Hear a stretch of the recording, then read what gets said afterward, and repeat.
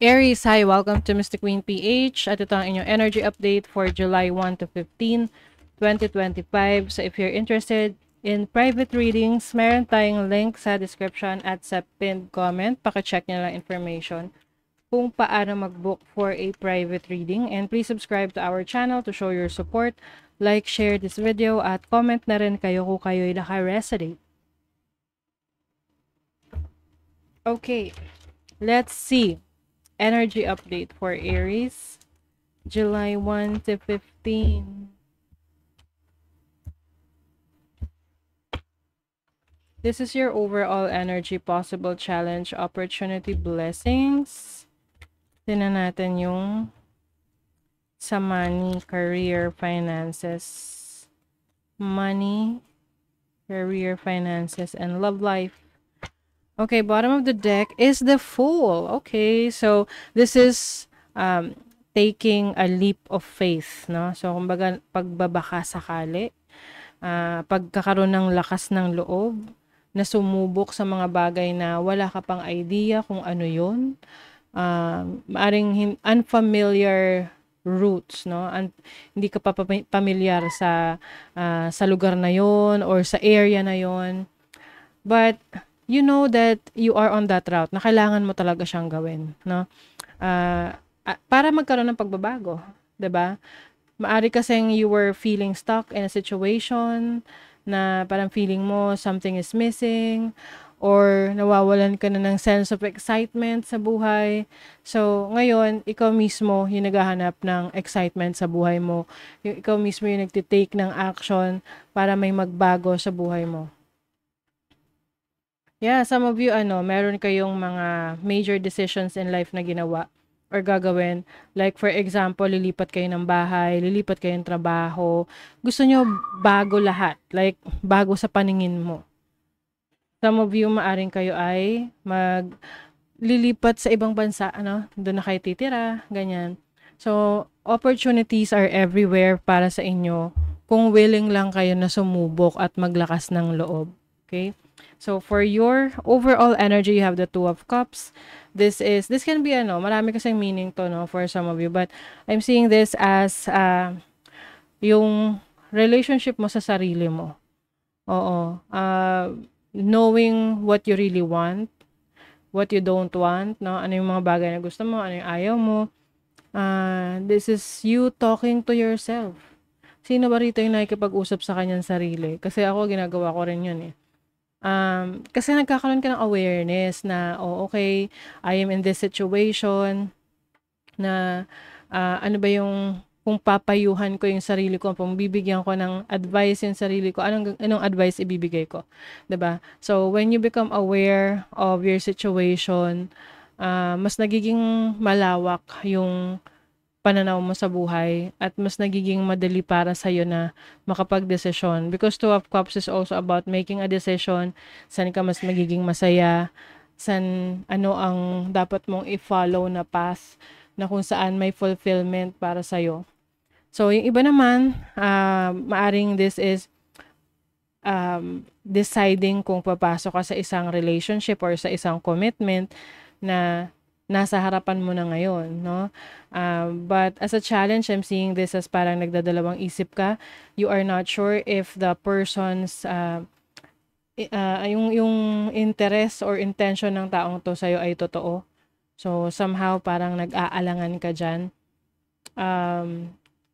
But I think, no, kung bibigyan mo ng chance, nasa sa'yo yun, no? I'm talking about a relationship here. But kung ito naman ay may kinalaman sa inyong trabaho, career, or gusto nyo i-pursue sa buhay, you have to make sure na andun yung commitment mo sa gusto mong pasukin. With the King of Pentacles as your opportunity, meron ka opportunity na magkaroon ng upgrade pagdating sa career, sa trabaho mo. Pwede ikaw yung mapopromote, may pag-increase ng sweldo, or may benefits kang matatanggap. Some of you naman, pagdating sa inyong business, maaring mas lalago pa yung negosyo na meron ka. Ito kasi yung hard work mo na ng matagal na panahon na maaring ngayon mo pa lang nakikita yung resulta ng mga pinagpaguran mo or pinaghirapan mo.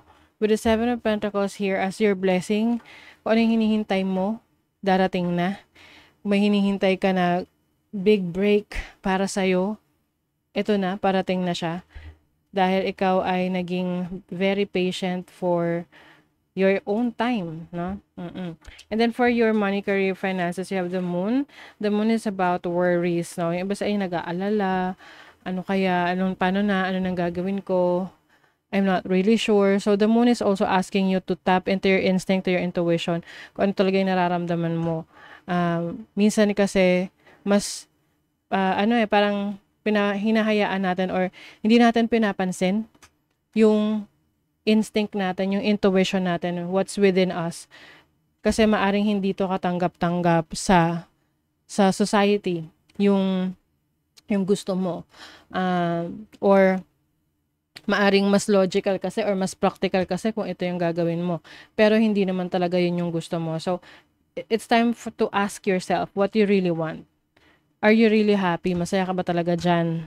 Or meron ka talagang gustong i-explore para mas makilala mo pa yung sarili mo pagdating sa career mo or sa business or kung ano man yung sources of income mo. And then for your love life, you have the Ace of Pentacles. Merong nagsisimula na relationship for some of you. Yung iba pwedeng matagal na kayo sa relationship pero may pagbabago na nangyayari. Maaring meron kayong mga decisions na ngayon na sabay na kayo or pareho na kayong nagde-decide for your future. Let's say may savings kayo together or may bala kayong bumili ng mga assets ninyo, bahay, lupa, or kung ano pa man, dahil you are saving for your future. Okay? So, mas nagiging practical kayo, mas nagiging grounded kayo pagdating sa aspeto ng relasyon. Kasi ang relasyon ay hindi lang emosyon. Hindi lang dahil mahal nyo yung isa't isa. It's also about your responsibility in a relationship na kaya mo ba i-sustain yung responsibility na hinihingi ng isang relasyon. So, you have, a change in the wind. So, definitely there's a major change in your life right now. Nagkakaroon ng awakening yung iba sa inyo about kung ano yung totoo talaga sa inyo. Kasi pwedeng for the longest time, sinusunod mo lang kung ano yung sinasabi ng iba para sa'yo. Dahil maaring mas mabilis. 'Di ba? Yung gano'n na merong nagmamando sa'yo, meron sa'yong nag-guide, no? But at this point, na-realize mo na parang kahit na may nag-guide sa'yo or meron kang sinusunod, hindi mo pa rin nararamdaman yung fulfillment na yun na gusto mong maramdaman. And now you're thinking, tama ba yung ginawa mo? Tama ba na mas sinusunod mo ang gusto ng ibang tao kaysa sa gusto mo? Ice Queen. Okay, young male. And work. Okay, so when it comes to your career, maaring mas nagiging focus ka sa mga goals mo, sa trabaho mo. I also see someone here, pwedeng merong may interest sa'yo, romantically, sa trabaho, pero parang hindi mo siya pinapansin, no? You are showing coldness to this person. Maybe because you feel like this person ay hindi siya yung tipo ng gusto mo or maaring iba yung parang hindi kayo magka wavelength or you don't resonate with the energy of this person. Uy, may prosperity. Ang ganda, okay? Aries, meron ditong wish fulfillment.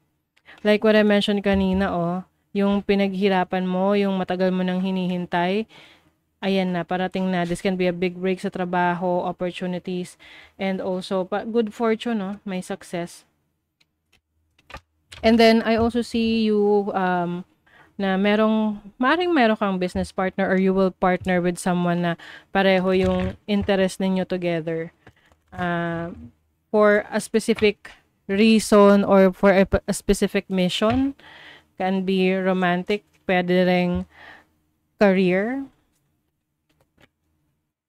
Sensitive soul, strengthen your boundaries and cut cords. Ayun. So some of you may be cutting off connections that are no longer serving you. at magse-set ka na ng boundaries at hindi mo na hayaan na parang sunod-sunuran ka na lang, na parang lahat na lang pinakikialaman sa'yo dahil ikaw mismo ang, kumbaga, you are taking back your power na ikaw yung dapat masunod, ikaw yung dapat mag-pursue ng mga bagay na gusto mo nang hindi nila pinakikialamanan, okay? So, that is your reading, Aries. Thank you so much. See you again.